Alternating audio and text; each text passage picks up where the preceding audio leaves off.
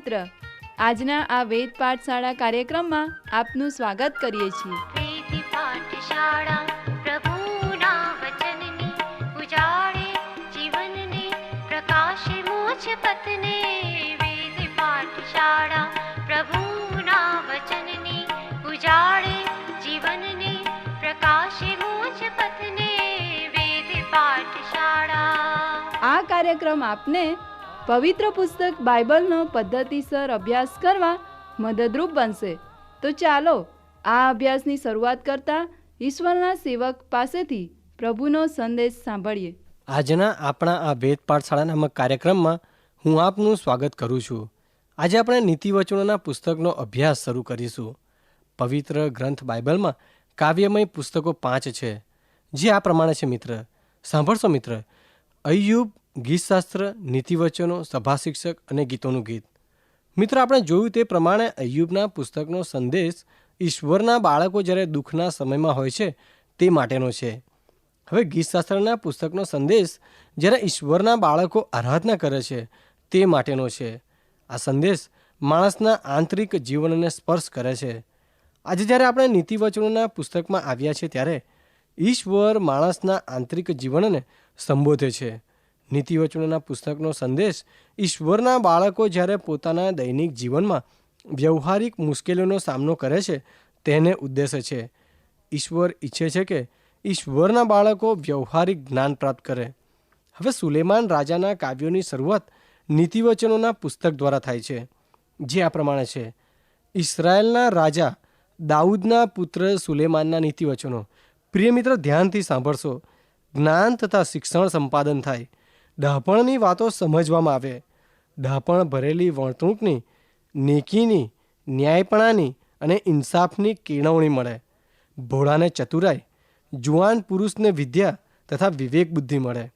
જ્ઞાની પુરુષ સાંભળીને વિદ્વતાની વૃદ્ધિ કરે અને બુદ્ધિમાન માણસનું ખરું ડહાપણ મળે. આ પ્રમાણે નીતિવચનના પુસ્તકની શરૂઆત થાય છે. મિત્ર, માણસ કેવી રીતે જ્ઞાની બની શકે? હવે આ વિશે વિચારે તો પ્રથમ પગથિયું છે ઈશ્વર પર વિશ્વાસ અને ઈશ્વર પર ભય રાખવાથી. નીતિવચનોના પુસ્તકનો સંદેશ ઈશ્વર તરફથી માણસના હૃદય માટે છે કે જ્યારે તેઓ પોતાના દૈનિક જીવનમાં જીવન જીવી રહ્યા છે, એટલા માટે કે ઈશ્વરના બાળકોની પાસે દૈનિક જીવનને માટે જ્ઞાન પ્રાપ્ત થાય. નીતિવચનોના પુસ્તકને આ પ્રમાણે ગોઠવવામાં આવ્યું છે. 1 અધ્યાયથી 9મા અધ્યાય સુધી આ પુસ્તકનો હેતુ જોવા મળશે, જેમાં આપણને જ્ઞાન વિશે નિબંધ જોવા મળે છે. ખૂબ મોટી બાબતો જ્ઞાન સંબંધી લખવામાં આવી છે. ત્યારબાદ સુલેમાન પોતાના લખેલા નીતિવચનો 10મા અધ્યાયથી 22મા અધ્યાયની 16મી કલમ સુધી આપણને જોવા મળે છે. ત્યારબાદ 22મા અધ્યાયની 17મી કલમથી 24મા અધ્યાયની 34મી કલમ સુધી જ્ઞાનીના નીતિવચનો જોવા મળે છે. અને ત્યારબાદ સુલેમાનના નીતિવચનો છે કે જેમાંનો ઉતારો યહૂદિયાના રાજા હિચકિયાના માણસોએ કર્યો હતો. તે વિભાગ 25થી 29 અધ્યાય છે. અને 30મા અધ્યાયમાં આગુરના વચનો છે. અને 31મો અધ્યાય લમુએલ રાજાની માએ જે દેવવાણી કરી હતી તે છે. હવે મિત્ર, આપણે વિચારીએ તો નીતિવચનોનું પુસ્તક સુલેમાન રાજાએ લખ્યું છે તેવું કહેવાય છે, પણ વાસ્તવિક રીતે સુલેમાન રાજાએ આખું પુસ્તક લખ્યું નથી. પહેલો રાજા 4થો અધ્યાય અને 31મી અને 32મી કલમ પ્રમાણે સુલેમાન રાજાએ 3000 જેટલા નીતિવચનો લખ્યા છે અને 1005 જેટલા ગીતો લખ્યા છે. નીતિવચનોના પુસ્તકમાં 1000 કરતાં ઓછા નીતિવચનો છે અને કાવ્યમય પુસ્તકોમાં સુલેમાન રાજાનું ફક્ત એક જ ગીતનું પુસ્તક, એ તો ગીતોનું ગીત આપેલ છે. નીતિવચનોના પુસ્તકની અનુક્રમણિકા આ પ્રમાણે પણ છે. હવે નીતિવચનો 1થી 10 અધ્યાય જુવાનો માટે છે. 11મા અધ્યાયથી 20મા અધ્યાય સુધી બધા જ માણસોને આવરી લે તેવા નીતિવચનો છે. 21મા અધ્યાયથી 31મા અધ્યાય સુધી રાજ કરનાર માણસો માટે છે, એટલે કે રાજકીય વ્યક્તિઓ માટે આ નીતિવચનો લખવામાં આવ્યા છે. તમને કદાચ પ્રશ્ન થાય કે સુલેમાન રાજા નિષ્ફળ હોવા છતાં કેવી રીતે આ પુસ્તકોનો લેખક હોઈ શકે? સુલેમાન રાજા ખૂબ જ બુદ્ધિશાળી માણસ હતો અને તેનું જ્ઞાન આ પુસ્તકમાં દર્શાવેલું છે. સત્યની નાની લગડી દ્વારા જ્ઞાનની વાસ્તવિકતા આ પુસ્તકમાં દર્શાવેલી છે. કેવી રીતે આ નિષ્ફળ માણસ ઈશ્વરના બાળકોને કેવી રીતે જીવવું તે દર્શાવી શકે? આ પ્રશ્નોના ઘણા બધા જવાબો છે મિત્ર. પ્રિય મિત્ર, ફરીથી આ પ્રશ્ન સાંભળશો. કેવી રીતે આ નિષ્ફળ માણસ એટલે કે સુલેમાન રાજા ઈશ્વરના બાળકોને કેવી રીતે જીવન જીવવું તે દર્શાવી શકે? આ વિશે ઘણા બધા પ્રશ્નો ઊભા થાય છે. આ નીતિવચનો એ દૈવી જ્ઞાન છે, ઈશ્વરીય જ્ઞાન છે. તે તો ઈશ્વરના દૈવત્વ દ્વારા આપણી પાસે આવે છે. બીજો પ્રશ્નનો જવાબ છે કે સુલેમાન રાજા જણાવે છે કે જેવું હું જીવ્યો છું તેવું તમે ના જીવશો. મારા અનુભવનો લાભ તમે લો. તમારે અનુભવ લેવાની જરૂર નથી. તમે મારી નિષ્ફળતા દ્વારા શિક્ષણ લો. પ્રિય મિત્ર, આ તો સુલેમાન રાજાના વિચારો છે કે પોતાની નિષ્ફળતા દ્વારા તમે મારા જીવનમાંથી શિક્ષણ લો. હવે ત્રીજો આ પ્રશ્નનો જવાબ છે કે સુલેમાન રાજા ફિલોસોફર હતો, તેથી તે જ્ઞાનને ખૂબ જ પ્રેમ કરતો હતો. નીતિવચનોની શરૂઆતમાં સુલેમાન રાજા જણાવે છે કે હું ઈચ્છું છું કે લોકો જાણે કે કેવી રીતે જીવન જીવવું. યાદ રાખો મિત્ર, આપણે કેવું જીવવું જોઈએ તે સમજવા શાસ્ત્ર આપવામાં આવ્યું છે. મૂસા પ્રબોધકના જણાવ્યા પ્રમાણે પૂર્ણનિયમના પુસ્તકના 8મા અધ્યાયની 3જી કલમમાં માણસ ફક્ત રોટલીથી જ જીવતું નથી, પણ યહોવાના એટલે કે ઈશ્વરના મુખમાંથી નીકળતા પ્રત્યેક વચનથી માણસ જીવે છે. આનો અર્થ કે ઈશ્વરનું વચન માણસના જીવન માટે છે. જીવન એ ઈશ્વરના વચન માટે છે. જેમ વધારે વચન સમજશો તેમ વધારે જીવનને સમજશો. સુલેમાન રાજાને આ પુસ્તકોને લખ્યા ત્યારે તેનો હેતુ હતો કે ઈશ્વરના લોકો જાણે કે કેવી રીતે જીવન જીવવું જોઈએ, જેથી જ્ઞાની પુરુષ વધારે જ્ઞાની બને અને બુદ્ધિમાન માણસને વધારે ડહાપણ મળે. સુલેમાન રાજા ખાસ રીતે જુવાનોને પણ સંબોધે છે. સુલેમાન રાજા જુવાન માણસનો ખાસ પ્રકારના પરીક્ષણોથી ચેતવવા ઈચ્છે છે. આ કારણથી જો જુવાન છે તેમણે આ પુસ્તક દરરોજ વાંચવું જોઈએ. જો કે મિત્ર, આ પુસ્તકમાં 30 જેટલા અધ્યાય છે, અથવા તો દરરોજ એક અધ્યાય આપણે વાંચીએ તો દર માસે આ પુસ્તકને આપણે પૂરું કરી શકીએ છીએ. અને આ પુસ્તકને પૂરું કરવા દ્વારા આ પુસ્તકમાં રહેલા જે બધા નીતિવચનો છે તે પ્રત્યેક આપણે સમજી શકીશું. આ પુસ્તકમાં ઘણા બધા નીતિવચનો છે, પરંતુ આપણે પ્રત્યેકને જોઈ શકવાના નથી મિત્ર.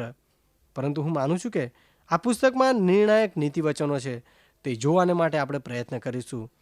આ પુસ્તકની પ્રસ્તાવના બાદ સુલેમાન રાજા કહે છે કે હું તમને મહાન સત્ય શીખવવા માગું છું.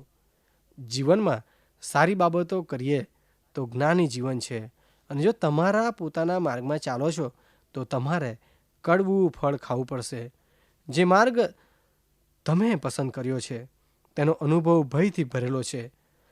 આ બાબતો જણાવે છે કે સુલેમાન જાણતો હતો કે તે નિષ્ફળ છે. બીજી રીતે વિચારીએ તો તે એવું કહેવા માંગે છે કે નિષ્ફળતા દ્વારા જ્ઞાન પ્રાપ્ત કરી શકાય છે.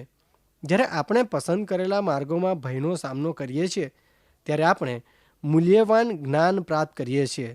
ઘણી વખત આપણે માતા પિતા તરીકે બાળકોને અનુભવનું શિક્ષણ લેતા અટકાવીએ છીએ.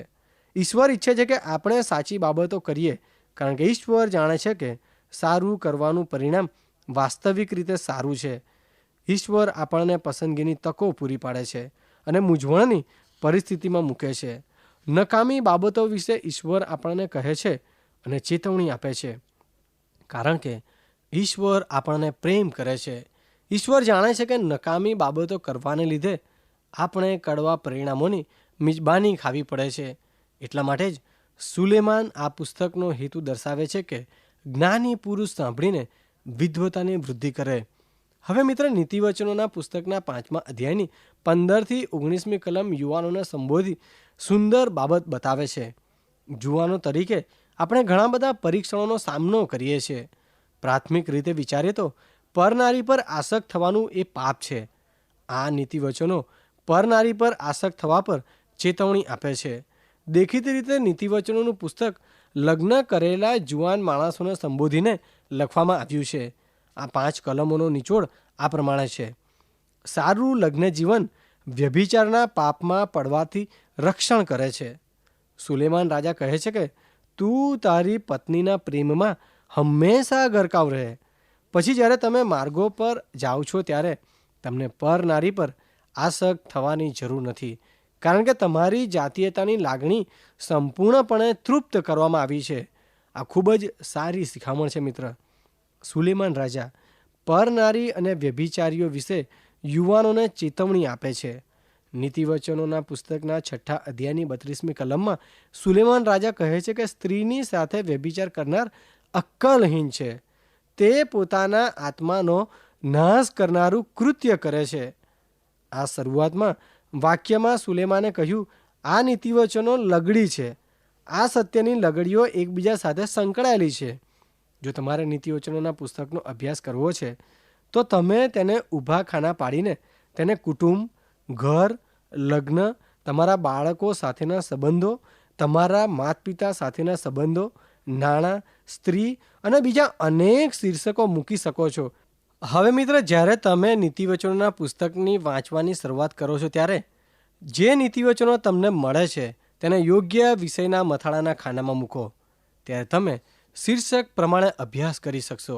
શીર્ષક પ્રમાણે આ પુસ્તકોનો અભ્યાસ કરવો તે ખૂબ જ સારું છે, કારણ કે જ્યારે તમે દરેક જૂથને ચોક્કસ શીર્ષક હેઠળ નીતિવચનોને મૂકશો તો તમે શીખી શકશો કે આ નીતિવચનોના પુસ્તકમાં દરેક શીર્ષકને વિસ્તારપૂર્વક અને ખરા ભાવથી સંબોધેલું છે. દાખલા તરીકે, જો તમે બાળકોનું શિસ્ત અથવા અંગત શિસ્ત વિશે શીખવા માગો છો તો તમે આ વિષયના નીતિવચનો પર અભ્યાસ કરો. અહીંયા અંગત શિસ્ત વિશે નાની મહાન નીતિવચન આપેલ છે. આળસુઓ કીડી પાસે જાઓ, તેમની પાસેથી શિખામણ લો. તેઓને રાજા નથી, પણ તેઓ કાર્ય કરે છે. આખો ઉનાળો તેઓ પોતાનો ખોરાક સંગ્રહ કરવા કાર્ય કરે છે. અંગત શિસ્તની શરૂઆત પોતાનાથી થાય છે મિત્ર. અને સુલેમાન રાજા જણાવે છે કે કીડીની પાસે અંગત શિસ્ત શીખી શકાય છે.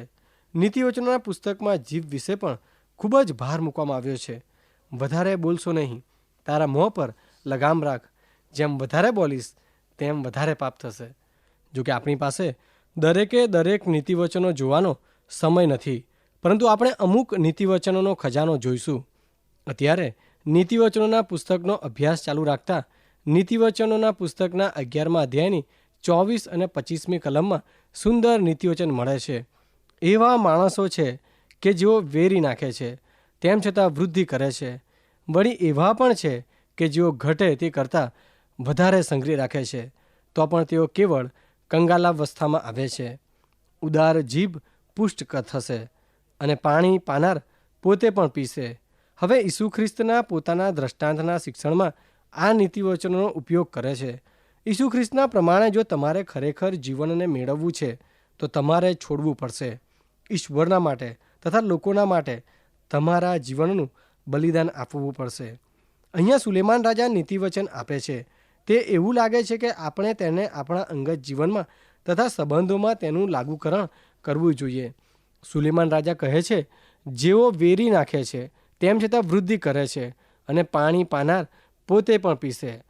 પ્રિય મિત્ર, મારી આશા અને પ્રાર્થના છે કે આપણે જેમ જેમ આ નીતિવચનોનું સર્વેક્ષણ કરીશું તેમ તેમ આ પુસ્તકને દૈવી ભક્તિભાવથી વાંચવાનું અને આ સત્યનો ખજાનો સમજવામાં તમે તૈયાર થશો. સાંભળો, આ નાના ખજાનાને દુષ્ટ દોષ મૂકશે અને નેકીવાન બચાવ કરશે. શું તમે આવું જોયું છે મિત્ર? નેકીવાનો ગપ્પીદાસ હોતા નથી. નેકીવાનો ટીકાખોર નથી. ટીકાખોર લોકો ખોટા આત્મિકતાના માર્ગમાં જાય છે. નેકીવાનો હંમેશા બચાવ કરશે અને દુષ્ટ માણસ દોષારોપણ કરશે. એક વૃદ્ધ માણસની વાત મેં સાંભળી છે. તેઓએ પોતાના ઓફિસની દિવાલ પર લખાણ લખ્યું કે હુમલો નહીં, બચાવ નહીં. આ દ્વારા તેઓ આનો અર્થ કહેતા કે હું કદાપી કોઈના પર હુમલો નહીં કરું, હું કદાપી મારી જાતનો બચાવ નહીં કરું. નેકીવાનો સામાન્ય રીતે આવો અનુભવ કરતા હોય છે. મિત્ર, આ નીતિવચન સાંભળો. પોતાના મનની ચિંતા માણસને વાંકો વાળી દે છે, પણ માયાળુ શબ્દો તેને ખુશ કરે છે. મેં ઘણા નિરાશ લોકોની સાથે મુલાકાત કરી છે અને તેમને ઉત્તેજન પૂરું પાડ્યું છે, અને તેઓ ઘણીવાર પોતાની નિરાશામાંથી બહાર આવ્યા છે. અને જ્યારે તેઓને પૂછવામાં આવ્યું કે તમે નિરાશ હતા ત્યારે તમને કઈ બાબત વધારે પસંદ હતી, તેઓ જણાવે છે કે ઉત્તેજનના શબ્દો. જો તમે આવી પરિસ્થિતિમાં આવો છો તો તમે ચોક્કસ સારા થશો. દરેક પ્રસંગ સારો થશે. આ નીતિવચન આવું જ કહે છે. માયાળુ શબ્દો ખુશ કરે છે. વર્ષો પહેલાં કોઈકે કહ્યું જ છે કે દુનિયામાં થાય છે બધું, બનવા દો બધું, અને શું બને છે તે જાણતા ના હોય તેવા લોકો જીવે છે. નીતિવચનો જણાવે છે કે જ્ઞાની માણસ આગળથી વિચારે છે, મૂર્ખ માણસ આવું કરતો નથી. આ નીતિવચન પ્રમાણે આપણે આયોજન કરવું જોઈએ. ઈશ્વરની પાસે આયોજન માટે દોરવણી માગવી જોઈએ. માણસ પ્રસ્તાવ મૂકે છે અને ઈશ્વર માન્ય રાખે છે, તેનું ધ્યાન રાખો. યોગ્ય વાતચીત વિકાસ આપે છે. આ ડાહ્યું નિરીક્ષણ છે. જો તમારી પાસે વાતચીતનો દોર છે તો તમે તમારા લગ્ન જીવનને આનંદિત બનાવે છે અને તમારા બીજા સંબંધોને પણ આશીષમય કરો છો. જો તમારી પાસે વાતચીતનું સાધન નથી તો તમે તમારા પ્રશ્ન હલ કરી શકતા નથી. જો લગ્નના સંબંધમાં ગેરસમજ છે તો તેઓ જીવાણુઓ જેવા છે. તેઓ અંધારામાં વિકાસ પામે છે અને પ્રકાશમાં નાશ પામે છે. વાતચીત આ પ્રકારનો પ્રકાશ છે જેથી જીવાણુ નાશ પામે છે. જો તમે તમારા સંબંધોમાં વાતચીતનું સાધન વાપરો છો તો તમે તમારા સંબંધોને મજબૂત કરો છો.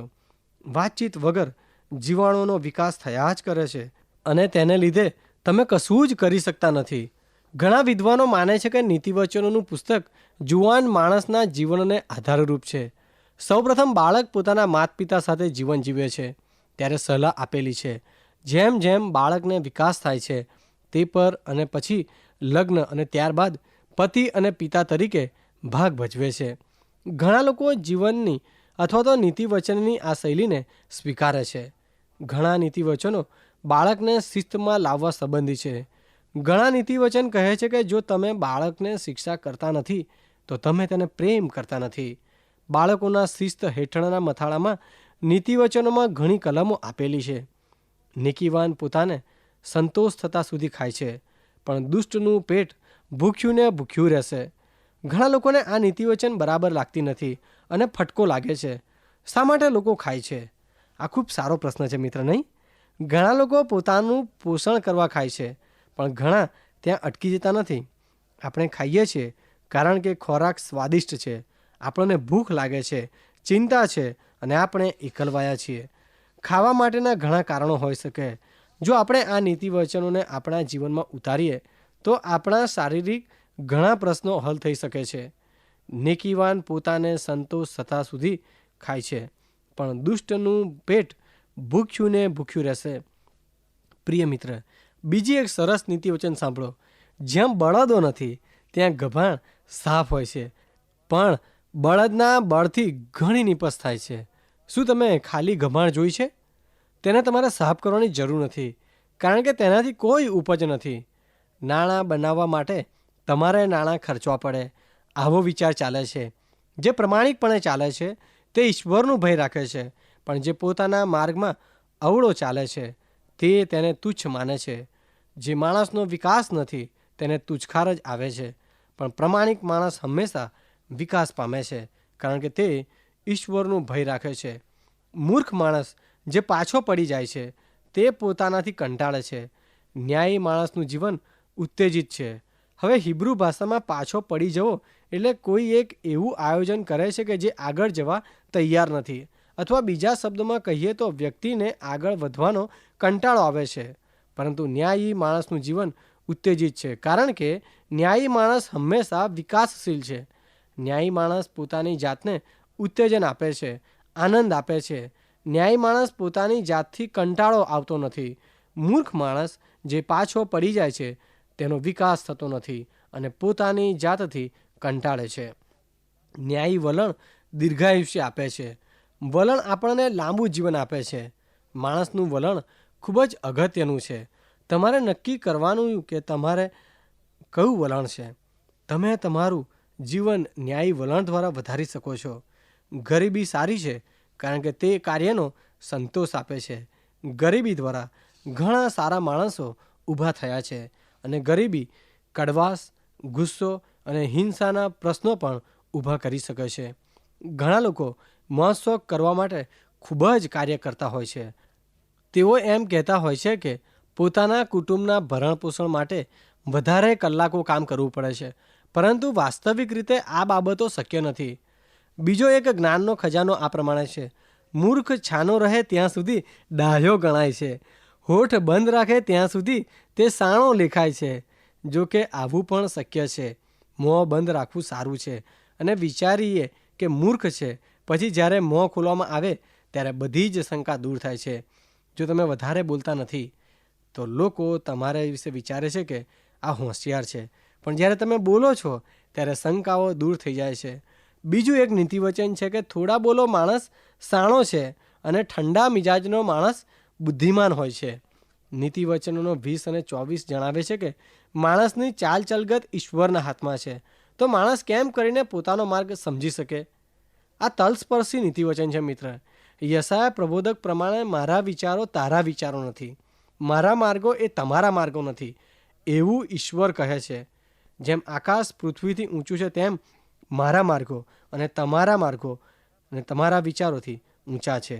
થોડું વિચારો, જો આપણે ઈશ્વરના વિચારો અને માર્ગો જાણવા માંગીએ છીએ અને આપણે તેમની ઈચ્છા અને માર્ગમાં ચાલવા પ્રયત્ન કરીએ છીએ, તો શા માટે જે રસ્તે આપણે જઈએ છીએ તે રસ્તો સમજવા હંમેશા પ્રયત્ન કરીએ છીએ? ઈશ્વરના માર્ગમાં વિશ્વાસથી ચાલવાનું છે. આળસુ માણસ હંમેશા બહાના કાઢે છે. તે કહે છે કે હું કામ કરવા જઈ શકતો નથી. જો હું બહાર જઈશ તો હું માર્ગમાં મને સિંહ મળશે અને મને ફાડી ખાશે. આ નીતિવચન બુદ્ધિવાદની ભવ્યતા પર પ્રકાશ પાડે છે.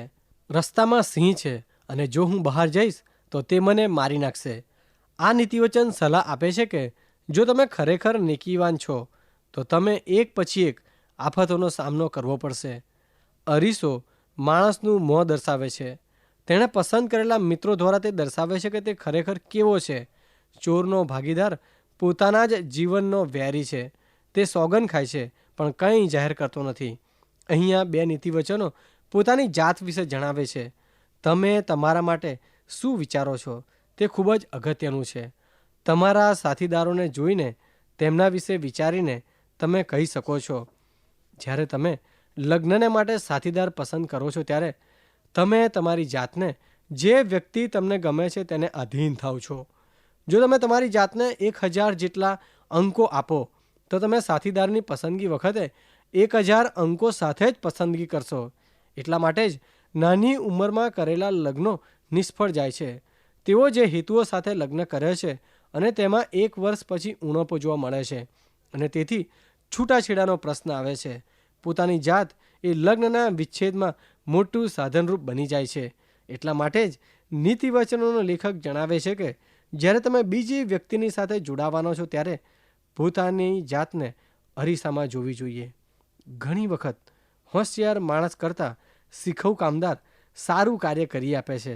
ઘણી વખત બધા જ પ્રકારની અભ્યાસની ડિગ્રી ના હોય તે માણસ કાર્ય માટે સારો હોય છે, કારણ કે તે માણસ વિશ્વાસુ રહે છે. આપણે શીર્ષકવાળી ઘણી નીતિવચનો જોઈ મિત્ર, અને નીતિવચનોના પુસ્તકમાંથી તમને આથી વધારે પણ સોનેરી સત્યોનો ખજાનો મળી આવશે. યાદ રાખો, નીતિવચનો લખવા પાછળનો સુલેમાન રાજાનો હેતુ હતો કે જ્ઞાની માણસ વધારે જ્ઞાન પ્રાપ્ત કરે, ડાપણ ભરેલી વર્તણૂકની, નેકીની, ન્યાયપણાની અને ઇન્સાફની કેળવણી મળે. હૃદય, આત્મા અને જીવ જેવા શબ્દો નીતિવચનોના પુસ્તકમાં 70 વખત આપવામાં આવ્યા છે. નીતિવચનોનું પુસ્તક ઈશ્વરનો સંદેશો ઈશ્વરના બાળકોને સંબોધવામાં આવ્યો છે. તેમનો આત્મા, જીવ અને હૃદય દર્શાવે છે કે કેવી રીતે જીવન જીવવું અને કેવી રીતે દૈનિક જીવનના પ્રશ્નોને સરખા કરી શકાય. મૂસા પ્રબોધકના શબ્દો હતા, માણસ એકલી રોટલીથી જીવતો નથી, પણ ઈશ્વરના મુખમાંથી નીકળતા પ્રત્યેક વચનોથી જીવશે. પ્રિય મિત્ર, મારો સમય પૂરો થઈ રહ્યો છે. ફરીથી સાંભળશો. સુલેમાન રાજાનો હેતુ હતો કે જ્ઞાની માણસ વધારે જ્ઞાન પ્રાપ્ત કરે. વારું મિત્ર, ફરી મળે ત્યાં સુધી મને રજા આપશો. પ્રિય શ્રોતા મિત્રો, અમને ખાતરી છે કે આજનો આ કાર્યક્રમ આપને રસપ્રદ લાગ્યો હશે. જો આ કાર્યક્રમ આપ નિયમિત રીતે સાંભળશો તો તમારા અંગત જીવનને માટે તે ખૂબ જ લાભદાયી બનશે. જો આપને આ અંગે કોઈ પ્રશ્ન કે મૂંઝવણ હોય અથવા આપ આ કાર્યક્રમને લગતું સાહિત્ય પ્રાપ્ત કરવા માંગતા હોય તો આજે જ તમારા પૂરેપૂરા નામ સરનામા સાથે અમને પત્ર લખશો. અમારું સરનામું છે કાર્યક્રમ વેદ પાઠશાળા, Vishwavani, post box number 2036, Fatehganj, Vadodara 390002. ધન્યવાદ.